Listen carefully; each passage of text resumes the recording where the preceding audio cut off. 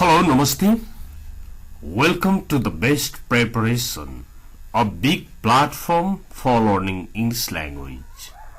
Please don't forget to subscribe this channel, share this video to your friends, like and comment. Okay, now let's see today's topic. हेर्नुहोस् त आजको टपिकमा कनेक्टिभ्स भनेर लेखिएको छ। कनेक्टिभ्स कन्जंक्शन्स और लिंकिङ words जसले जोड्ने काम गर्छ तिनीहरूलाई कनेक्टिभ्स भनेर भनिन्छ। कनेक्टिभ्सहरूको प्रयोगले हाम्रो दैनिक अंग्रेजीको स्तर उच्च हुन्छ। To speak standard English, you have to connect the simple sentences and you have to make complex one. Okay? Due to means कारणले गर्दा। Due to पछाडि के हुन्छ? को कारणले गर्दा। Due to the rain भन्यो भने वर्षाको कारणले गर्दा। ओके? Due to को कारणले गर्दा। अब यिनीहरूको सेन्टेन्स चाहिँ मैले लास्टको तीनवटा स्लाइडमा दिएको छु, हेर्दै जानु होला। पहिला सबैको मिनिङ पढौं। ड्यू टु भनेको को कारणले गर्दा। कसैले ड्यू टु यु भन्यो भने तिम्रो कारणले गर्दा हुन्छ। अनि एक्सेप्ट means बाहेक। एक्सेप्ट। ओके? एक्सेप्ट। जस्तो I like fruits except jackfruit. रुख कटर बाहेक सबै फ्रुटहरु म मन पराउँछु। I like all fruit except jackfruit. Except भनेको बाहेक भयो नि। Until सम्म। Until भनेको सम्म। अब नभएसम्म भन्ने जस्तो अर्थ पनि लाग्छ। जस्तो तिनीहरूले दिउँसो 3 बजेसम्म तास खेले भन्नु पर्यो भने they played the cards until 3 PM. Until यसको प्रयोग पनि पछि हेरौँला। अहिले मिनिङ बुझ्दै जाउँ। In spite of भनेको हुँदा हुँदै पनि, को बावजुद पनि। ओके? भए तापनि पनि हुन्छ। यसको कुरा तपाईले लेख्नु भए हुन्छ। हुँदा हुँदै पनि, को बावजुद पनि, इन स्पाइट अफ को प्रयोग। ओके? हाउएभर तापनि। हाउएभर तापनि।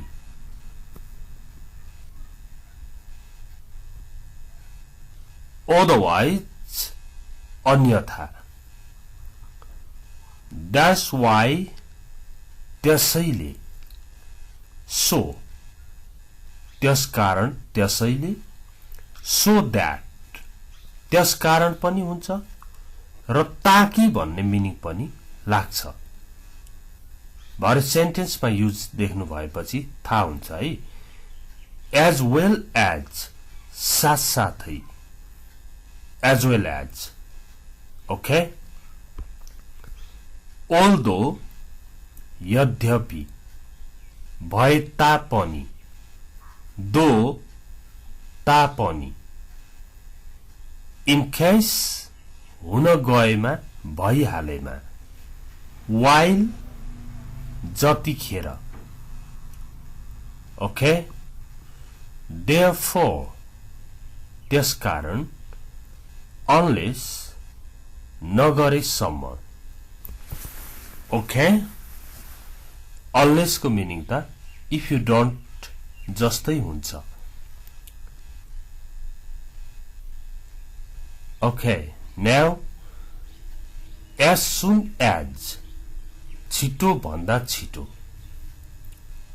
अब as soon as possible भन्यो भने सम्भव भएसम्म छिटो come as soon as possible please come as soon as possible सम्भव भएसम्म छिटो आउनु होला आउनुहोस् because of को कारणले गर्दा due to र because of को प्रयोग उस्तै हो either a या त कि त neither nor न त न त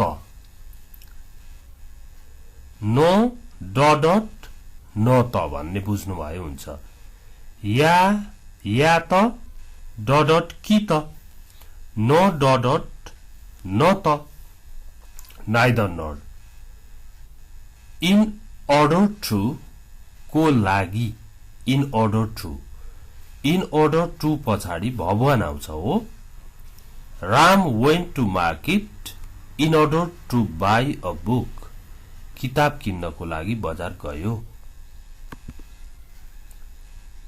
व्हाट एभर जे भए पनि rather than बरु डट भन्दा त डट as far as सकेसम्म as far as I can मैले सकेसम्म both डट and डट दुवैजना डट र डट भनेको बोथ दुवैजना दुईटै चीज कुनै पनि हुन सक्छ both Ram and Hari are very talented sorry not only but also मात्र होइन तर पनि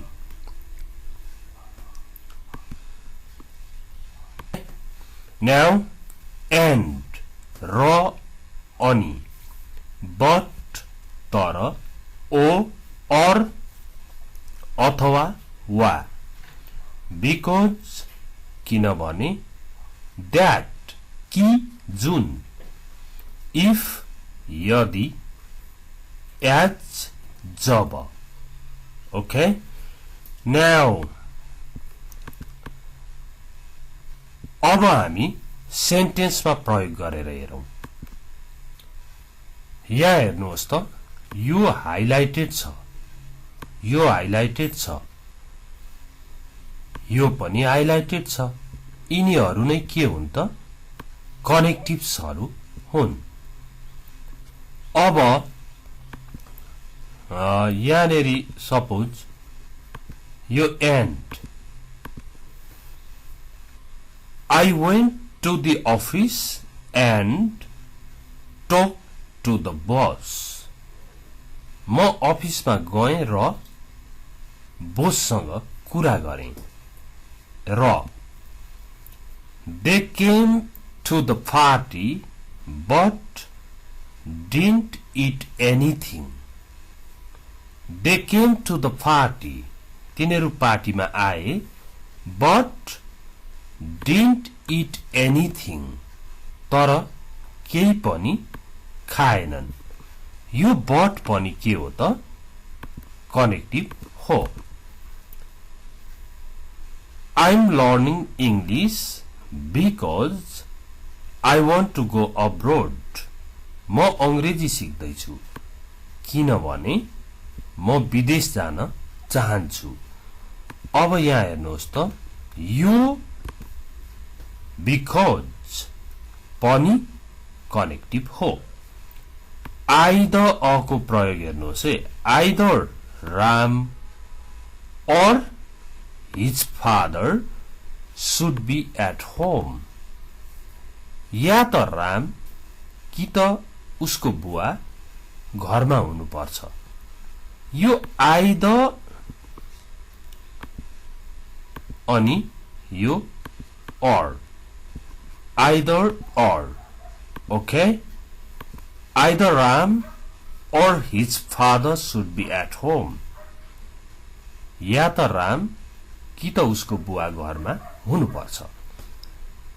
Neither Rita nor Kiran speaks English. न त रीता न किरण अंग्रेजी बोल्छ भन्दाखेरि both of them don't speak English. तिनीहरू दुवैजना अंग्रेजी बोल्दैनन्। Neither Rita nor Kiran speaks English. Okay? यो neither अनि neither nor यो nor neither nor connective भयो। You have to come here whether you play or not. You have to come here. तिमी यहाँ आउनु पर्छ whether you play or not. खेल या नखेल तर तिमी यहाँ आउनु पर्छ। हेर्नु त whether र or whether or भन्छ नि whether अनि यहाँ हेर्नुहोस् त or ल हेर्नुहोस् you have to come here whether you play or not. खेले पनि नखेले पनि तिमी यहाँ आउनु पर्छ। ओके अब अर्को हेर्नुहोस् है only र but also को कुरा है। He hasn't only planned but also he has started the work. उसले योजना मात्र बनाएको होइन तर काम पनि सुरु गरिसकेका छ। He hasn't only planned but also he has started the work. Okay? यो not only भनेको चाहिँ यहाँ has सँग भएको not हो है। Not only but also। फेरि हेर्नुहोस् अर्को यसमा not only र but also भयो है कुरा बुझ्नुहोस्। She will even do your homework if you ask. Even पनि if भनेको यदि उनले तिम्रो होमवर्क धरि गर्दिन्छिन् होमवर्क पनि गर्दिन्छिन् यदि तिमीले भन्यौ भने। यो आस्क चाहिँ भन्नु भन्ने अर्थमा पनि अनुरोध गर्नु भन्ने अर्थमा पनि प्रयोग हुन्छ। ओके तिमीले मलाई हिजो किन सोधेनौ त किन भनेनौ त भन्दा why didn't you ask me yesterday भनिन्छ। भनेपछि यो if को प्रयोग भयो र even को प्रयोग पनि भयो।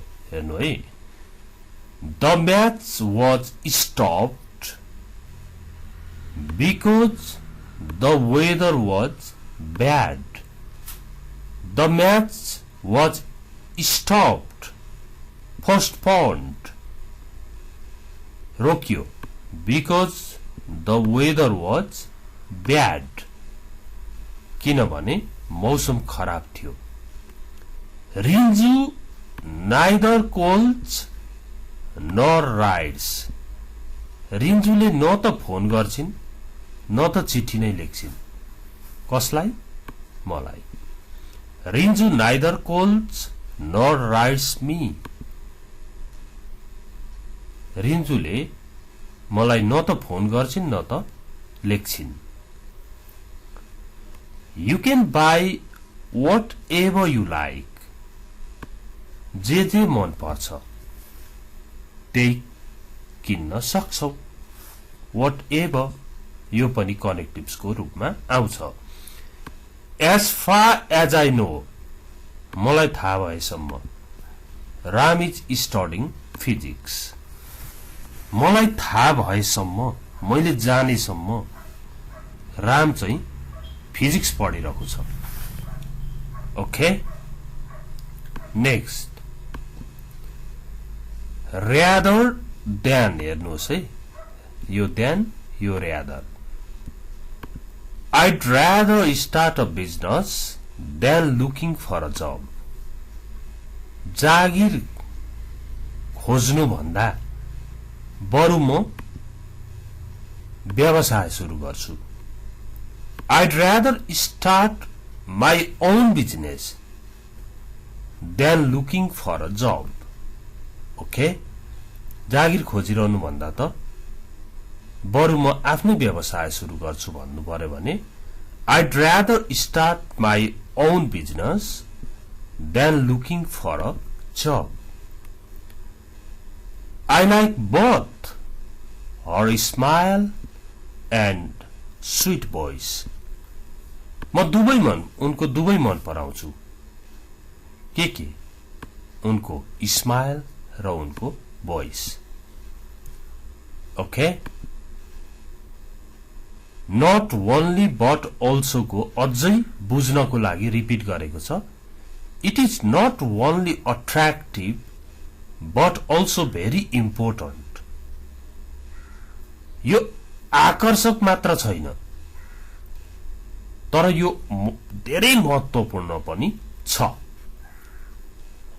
I will be happy whether she calls or writes me उनले लेखे पनि फोन गरे पनि अथवा कुनै इमेल एसएमएस अथवा चिठी लेखे पनि जसो भए पनि म खुसी हुन्छु I couldn't remember where we met before where कहाँ म सम्झिन सक्दिन मैले सम्झिन सकिन हामी पहिला कहाँ भेट भयौं I couldn't remember where we met before okay यहाँनेरि यो where नै कनेक्टिभ भएर आएको छ WH वर्ड्सहरु कनेक्टिभ्स को रूपमा पनि प्रयोग हुन्छन् है I will come wherever you are staying wherever भनेको जहाँ म तिमी जहाँ बसिराछौ नि त्यहाँ जहाँ बसिरहेको भए पनि आउनेछु I will come wherever you are staying हेर्नु है अनि which ever को प्रयोग जुन भए पनि भन्ने हेर्नु है it is equally important whichever you buy तिमीले जुन किने पनि उत्तिकै महत्त्वपूर्ण छ okay that's the end of this video यो इम्पोर्टेन्ट भिडियो हो कतिले बुझ्नु भएन होला कतिले बुझ्नु भयो रिपिट गरेर हेर्नुहोस् नबुझेमा र यो कनेक्टिभ्सहरुको अध्ययन चाहिँ गर्नै पर्ने हुन्छ लिंकिङ वर्ड्सहरु जानेन भने त जहिले पनि अत्यन्तै सिम्पल सेन्टेन्स मात्र बनाउन सकिन्छ कम्प्लेक्स सेन्टेन्स को लागि लिंकिङ वर्ड्सहरु आवश्यक पर्छ Okay, thanks for watching this video. See you next time. Bye bye.